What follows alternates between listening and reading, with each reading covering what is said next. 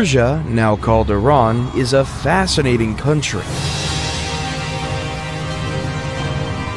It has been a major power since before the foundation of Rome, and even since the dawn of civilization, and it still shapes today the politics of the Middle East and Eurasia. Right in the middle between Europe and Asia, it's been a major center of trade, learning, and cultural exchanges. It is also a remarkably durable center of power, always re-emerging no matter how many times it got invaded or conquered. This documentary will delve deep into where Persia comes from and what made it so successful and unique among the world's great civilizations.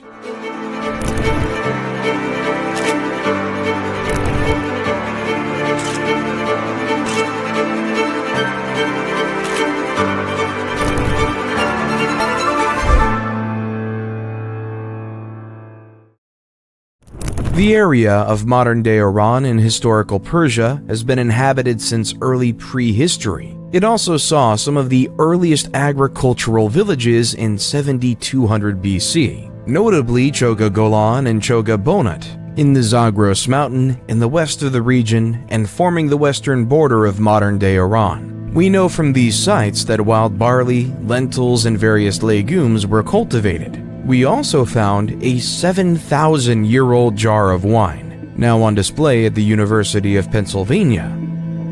The culture of the region has been deeply intertwined with one of Mesopotamia, or current-day Iraq. One of the first cities, the Sumerian city of Uruk, is considered to have extended eastward, creating the city of Susa in 4395 BC, or maybe even earlier. The city of Susa would become the capital of Elam, the very first defined nation in what would become Persia. It would stay an important economic and trade center until its destruction by the Mongols some 5,500 years after its foundation.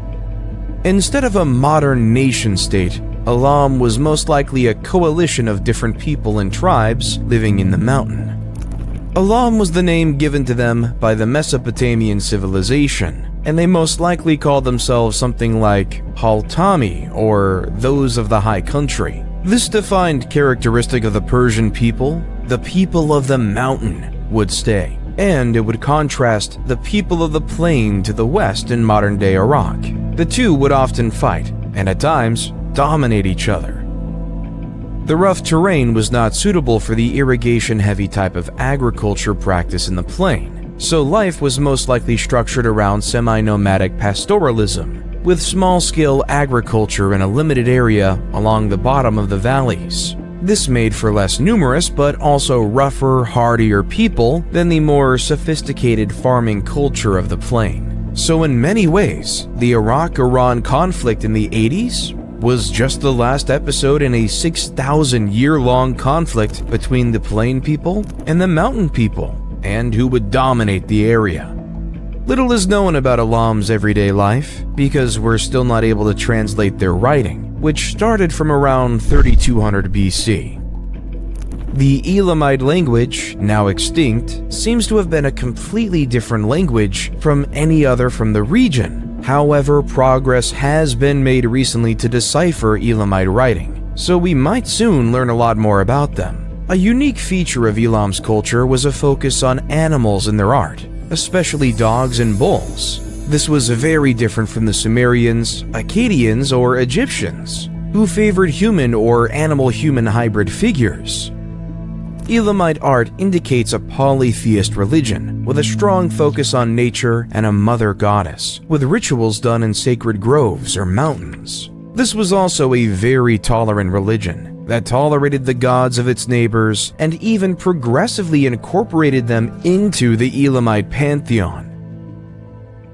Some aspect of their religion was passed upon to later religion in Persia, notably Zoroastrianism. For example, using elevated places for worship, or the personification of deities of natural powers. Another interesting aspect of Elamite culture was a great respect for women. They are represented as equal in art, and queens are shown as equal to the king. This cultural trait would be preserved later in the position of women in Persian societies. In an earlier era, Elam was frequently invaded by its more powerful neighbors from the plains, which was more populous thanks to highly advanced irrigation systems. In fact, Elam is the loser in the first ever recorded war, with the invasion and looting by the Sumerians of Elam in 2700 BC. Susa would also be under Sumerian control, under the rule of the legendary Sargon of Akkad. But nothing lasts forever, and by 1100 BC, Elam was the rising power in the region. King Shutruk-Nahanti went on a series of conquests, rolling over most of the cities around Babylon. Later, Elam would stay powerful, but would fail to rule the region due to infighting between the heirs of King Shutruk. The king of Babylon, Nebuchadnezzar, would in turn conquer Elam in 1120 BC, illustrating the difficulty in obtaining a lasting victory in the region. We know Elam was trading with the whole known world, and not just its neighbors. We found in Susa plenty of artifacts from the Hindus Valley civilization in modern-day Pakistan. We also found objects from eastern Iran and Afghanistan, showing the existence of an active trade network, both by boat and by land. Afghanistan was also one of the major sources of tin, an essential metal to make bronze, the most advanced metal of the period. No doubt, Elam must have been involved in that trade and maybe resold tin from the east to the Mesopotamians, or even the Egyptians. They were also selling stone, metal, and wood that was lacking in the more desertic plains, crossed by the Tigris-Euphrates river system. This trading road would keep getting more and more important, and slowly involved in the Silk Road, connecting Europe to Asia, with Persia as the connecting point between the two. Progressively, Elam's power faded with the entry of the Iranian or Aryan people into the region. They were nomads who originated from the steppes of Eurasia, living a life similar to proto-slaves, Turks, and Mongols. Over time, Elam and Iranians started to mix, especially in the south of the country. This was a gradual process that stretched over more than a millennium, starting in 2000 BC. Elamite culture would persist long after the Iranian people became dominant in the region. For example, the Elamite language was for a long time used as the main administrative language. This would indicate that if the Iranians ruled and colonized the area, the legal and administrative system was still manned by native Elamites. One of these Iranian groups, the Medes, started to federate the region under the banner of the first real Iranian emperor, Deioces, who reigned from 727 to 675 BC, according to Herodotus. To give you an idea, the highly embellished tales of the 300 Spartans fighting Persia were from Herodotus. So, while important, Deioces might not have actually been the ruler of the whole of Iran. In any case, the Medes' unification was in large part a reaction to the brutal conquest and oppression by the Assyrian Empire. Deioces' grandson Cyaxares would ally with the Babylonian and destroy the capital of the Assyrians, Nineveh, in 612 BC. By 700 BC, the area was mostly populated by Iranian people, like the Medes, Persians, and Parthians. The Medes might have been the founder of the first Iranian Empire and the downfall of the Assyrians, but it would be another group that would take the lead of the region. The Persians, under Cyrus the Great, would form the First Persian Empire, also called the Achaemenid Empire. Cyrus the Great was a vassal of the Medes that rebelled in 553 BC, and then went on to conquer the world. By 539 BC, he had conquered Babylon. In 533 BC, he would enter in India and conquer the western part of it.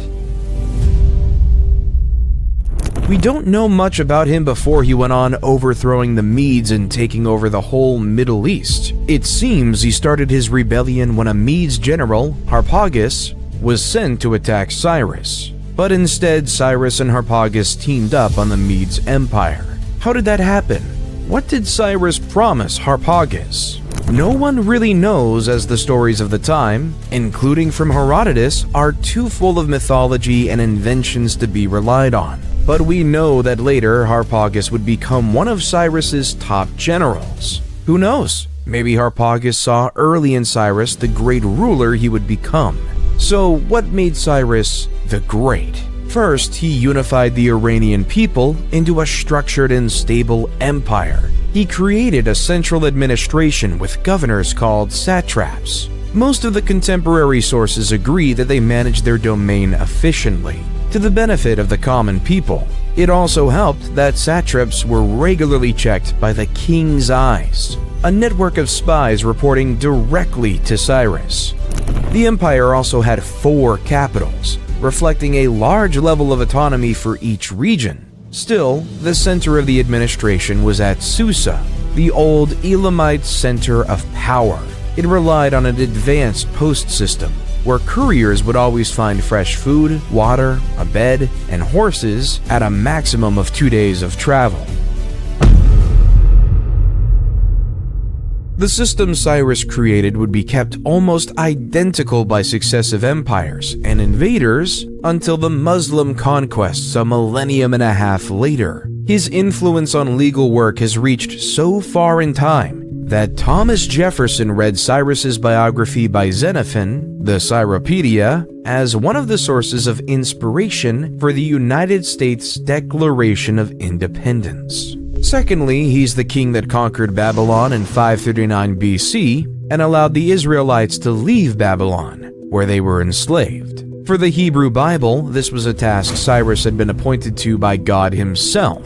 This made Cyrus the only non-Jewish figure in the Bible praised as a Messiah. Third, Cyrus was known to respect the culture and religion of the people he conquered. He is considered by Iranians as the Father. He was considered by Babylonians as the Liberator, which says a lot about his style of ruling compared to the old Babylonian elite. Fourth, he was the founder of the famous military division of the 10,000 men called the Immortals, which would stay the elite force of the Persian Empire to the end.